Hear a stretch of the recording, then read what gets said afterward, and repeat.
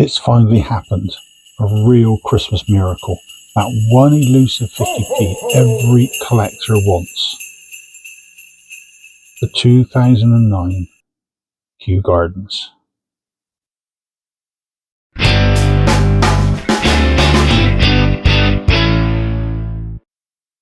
Welcome back, everyone. Christmas, as they say, is the time of giving and receiving, and yesterday I was on the receiving end, which sounds bad, but in this case it was a good thing. Miracles do happen, and thanks to a colleague from work, thanks Ian, you know who you are, I have this little beauty to add to my collection. So when it comes to giving, can you please consider maybe giving that subscribe button a click? And I'm happy to receive any likes and comments too. Thanks. Now on to the star of the show. So here we have the 2009 Kew Gardens 50p. We all know they're becoming harder and harder to get hold of, and due to the lack of need at the time for a large issue of 50p's, this was the only one issued for the whole year, and there's only 210,000 put into circulation. So, a quick look at the obverse. We can see the design is by Ian Rank Broadley. You can just about make out his initials at the base of the Queen's neck there.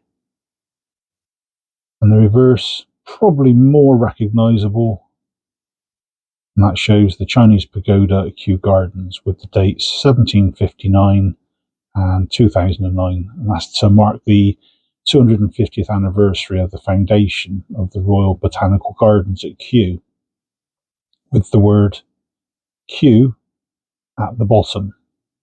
And this design was actually by a chap called Christopher Lebrun. Another version of this coin was released in 2019 as part of the non-circulating commemorative British culture set. And that had Jodie Clark's profile of the Queen. So what I'll do, just so you can see the difference, if I pop them on screen. So the main difference being that the 2019 obverse indicated the year of issue, and the original was on the reverse. If you notice on the front of the original, no date, but it does say 50p at the bottom. Sadly, since around 2014, 2015, when the press got wind of the low mintage, the scammers and the fakers, they've all popped up, and there's now poor quality fakes, copies, and God knows what else on the market. So if you're looking for one, please tread carefully. I've been waiting for this opportunity to get one of these now for several years, and it's only recently that I've managed, obviously, to get my hands on one. Now, there are various errors on the fakes, including the Queen's eye. So as you can see there's a bit of detail around the edge of the eye. On the fakes, it's more of just a blur, really. There's no actual detail. The overall finish of the coins as well, often quite low quality. But one of the other giveaways, there's a few things on the back. The spire is often taller and thinner. There's an issue with one of the balconies on the pagoda, slightly wider. And if you notice at the bottom with the word Q, I try and tilt it, there is no line either side of the word. Whereas on the copies, they tend to put lines in. On the better quality, original, uncirculated copies, you can see a very, very faint line either side, but it's not that prominent. But the big way of testing really to see if it's genuine, base of the Queen's neck, is it pointing towards the P on pence? If it is, then you've got the real deal. So what I'll do, I'll pop a little link in the description below of a site that I've used in the past just to work out the different aspects of what is and what isn't the fake bits, shall we say.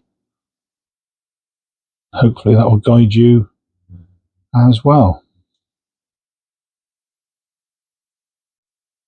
Okay, so we can now remove the space saver I've had for so long.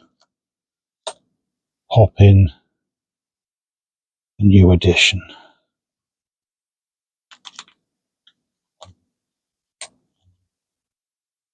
There we go. Lovely job.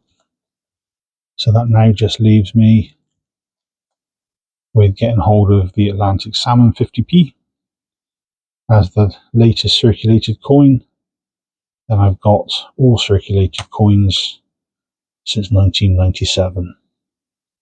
So, as always, if you like the presentation, please consider a like and subscribe, as it helps the channel grow and gets the word out to others. And on that note, I'll say thank you for staying to the end, and cheers all.